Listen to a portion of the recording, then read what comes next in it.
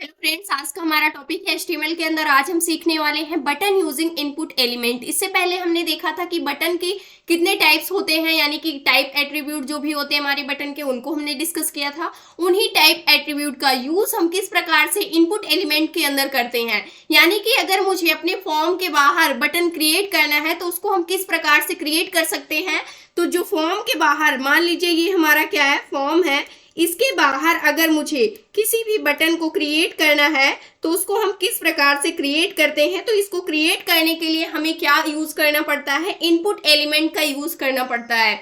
ये अच्छा तरीका नहीं होता है बटन को क्रिएट करने का, बट फिर भी हमें ये पता होना चाहिए कि अगर कभी भी इन केस हमें अपने फॉर्म के बाहर बटन को क्रिएट करना पड़ गया तो उसको हम किस प्रकार से क्रिएट करते हैं। तो उसको क्रिएट करने के लिए हमें इनपुट एलिमेंट की हेल्प लेनी पड़ती है, जिसको आज हम बताएंगे आपको। सिंपल सा यहाँ पर क्या करना पड़ता है, सारे लॉजिक सेम होते हैं। मान लीजिए यहाँ पर मुझे सबमिट तीनों बटन को क्रिएट करना है, तीनों को हम आपको क्रिएट करके दिखाएंगे। एक सिंपल होता है हमारा बटन, उसके बाद एक होता है हमारा रीसेट। तीनों को क्रिएट करने के लिए हम क्या यूज करने वाले हैं, इनपुट एलिमेंट का यूज करने वाले हैं। सबसे पहले हमें क्या लेना होता है, ये हमारा इनपुट एलिमेंट होता है। उसके बाद इसके अंदर हम क्या देते हैं, इसका टाइप देते हैं।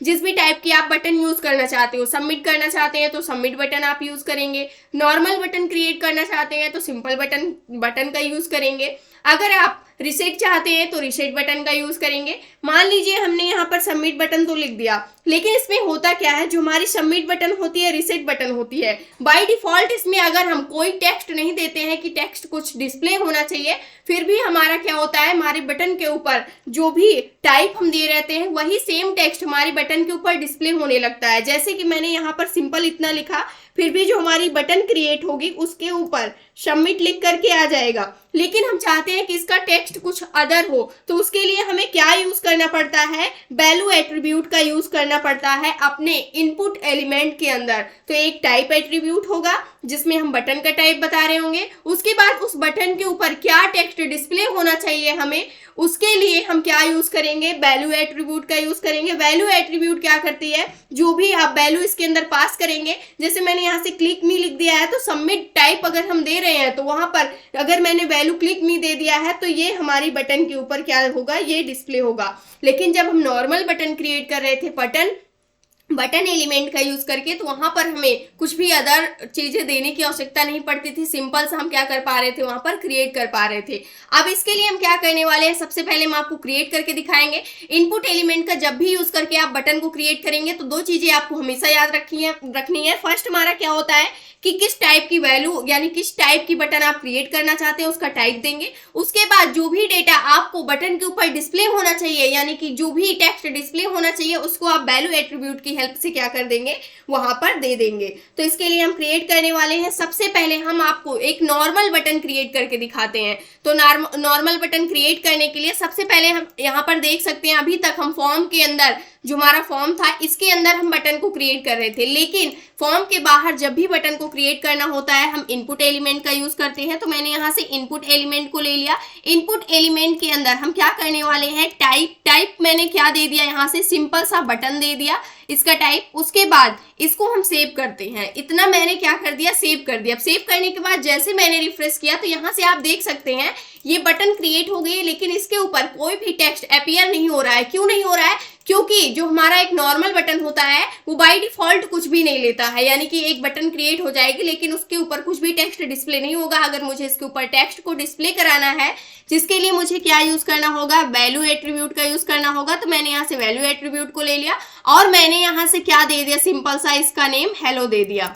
मैंने यहाँ से क्या दे दिया, हेलो दे दिया, यानी कि हमें क्या डिस्प्ले होना चाहिए, बटन के ऊपर हेलो डिस्प्ले होना चाहिए। और यहाँ से रिफ्रेश करते हैं तो आप देख सकते हैं हमारी बटन क्या हो गई है, यहाँ से हेलो नेम की क्रिएट हो गई, जो कि एक नॉर्मल बटन होती है, सिंपल बिल्कुल। ये हमें सिंपल सा यही पता चल रहा है कि हाँ बटन क्रिएट हुई है और ये क्या हो रही है, क्लिक हो रही है, बस इसके अलावा कुछ भी काम नहीं हो रहा है जब भी हम अपने फॉर्म के बाहर बटन को क्रिएट कर रहे हैं। तो यहाँ से आप कोई भी डेटा इनपुट कर सकते हैं। उसके बाद यहाँ पर क्या नहीं हो रहा है, अगर इस पर आप क्लिक करते हैं तो सिंपल सा क्लिक हो रहा है, अदरवाइज कोई भी काम नहीं हो रहा है। लेकिन हम यहाँ पर क्या पढ़े थे कि अगर मुझे क्या यूज करना है, सबमिट करना है डेटा को, तो उसके लिए हम सबमिट बटन का यूज करते हैं। मैंने इनपुट लिया उसके बाद इसका टाइप मैंने दे दिया, यहाँ से जो टाइप दिया वो क्या दे दिया, सबमिट दे दिया। तो यहाँ से सबमिट ही सिंपल सा टाइप दिया है और सेव करते हैं इसको। जैसे ही मैंने रिफ्रेश किया तो यहाँ से बाय डिफॉल्ट हमारी सबमिट बटन क्रिएट हो जाएगी और इसके ऊपर बाय डिफॉल्ट जो टेक्स्ट होता है वो आ जाता है, जो भी आपने क्या किया है, टाइप यूज किया है, सेम वही टेक्स्ट आ जाएगा। लेकिन जो हमारी नॉर्मल बटन होती है उसमें ऐसा नहीं हो रहा था। लेकिन इसके ऊपर भी अगर हम कोई डेटा इनपुट करके उसके बाद इसको हम चाहते हैं सबमिट करें तो ये किसी अदर लोकेशन पर नहीं ले जा रहा है, क्योंकि फॉर्म के अंदर तो मैंने कोई लिंक दे रखी थी लेकिन फॉर्म के बाहर मैंने कोई भी लिंक नहीं दे रखी है। इसलिए इसके लिए आपको अलग से इसको लिंक करना पड़ता है कि आप इस डेटा को एक्चुअल में कहां पर भेजना चाहते हैं, तब ये सबमिट बटन काम करेगी। लेकिन यहाँ हमें इतना पता चल ही रहा है कि ये बटन हमारी क्या हो चुकी है, क्रिएट हो चुकी है। अगर मुझे किसी भी डेटा को सबमिट करना है तो सिंपल सा इस पर क्लिक करना होगा। अगर हम चाहते हैं कि सबमिट की जगह मुझे कुछ अदर टेक्स्ट डिस्प्ले हो तो जिसके लिए हम क्या यूज करते हैं, वैल्यू एट्रीब्यूट का यूज करते हैं। वैल्यू एट्रीब्यूट के अंदर मैंने क्या दे दिया, यहाँ से क्लिक मी मैंने यहाँ पर दे दिया। तो यहाँ से आप देख सकते हैं और इसको हम क्या करने वाले हैं, सेव। और यहाँ से हमने पेज को रिफ्रेश किया तो सबमिट की जगह क्लिक मी डिस्प्ले हो रहा है। तो इस प्रकार से आप क्या कर सकते हैं, उसकी वैल्यू को चेंज कर सकते हैं, जो भी टेक्स्ट आप डिस्प्ले कराना चाहते हो। लास्ट हमारा क्या होता है, एक रीसेट बटन होती है, इसको भी क्लिक कर यहाँ पर क्रिएट करके हम आपको दिखाते हैं। तो इसका टाइप हम लेते हैं एज अ रीसेट, तो मैंने यहाँ से रीसेट ले लिया। उसके बाद इसको भी हम सेव करते हैं तो बाय डिफॉल्ट जो टेक्स्ट होता है यहाँ पर टाइप का वो आ जाता है। तो यहाँ से रीसेट आ चुका है। अगर इसकी भी वैल्यू आप चेंज करना चाहते हैं तो वहां पर वैल्यू एट्रीब्यूट का यूज करके आप इसकी वैल्यू को चेंज कर सकते हैं। तो यहाँ से मान लीजिए मैंने कोई भी इंफॉर्मेशन क्या की, इनपुट की, उसके बाद देखते हैं क्या ये डेटा को रीसेट करता है। तो यहाँ पर ये भी काम नहीं कर रहा है, क्योंकि ये सारी चीजें हमारे फॉर्म के अंदर है और जो बटन क्रिएट हुई है ये फॉर्म के बाहर क्रिएट हुई है। अगर इसको मुझे लिंक करना है तो इसके लिए भी हमें क्या करना होगा, अदर से इसको लिंक करना पड़ेगा। तो यहाँ पर जो सिंपल तरीका होता है बटन को क्रिएट करने का, वो होता है हमारा बटन एलिमेंट का यूज करके ही आप ज्यादातर बटन को क्रिएट करें। यानी कि अपने फॉर्म के अंदर ही बटन को हमेशा क्रिएट करना चाहिए, हमें फॉर्म के बाहर बटन को नहीं क्रिएट करना है। इन केस कभी आपको क्रिएट करना पड़ गया तो इस प्रकार से हम उस बटन को क्रिएट कर रहे होंगे। तो ये था आज का हमारा टॉपिक। आई होप दोस्तों अगर आज की इन्फॉर्मेशन आपको अच्छी लगी हो तो प्लीज वीडियो को लाइक करना, चैनल को सब्सक्राइब करना और दोस्तों के पास शेयर करना।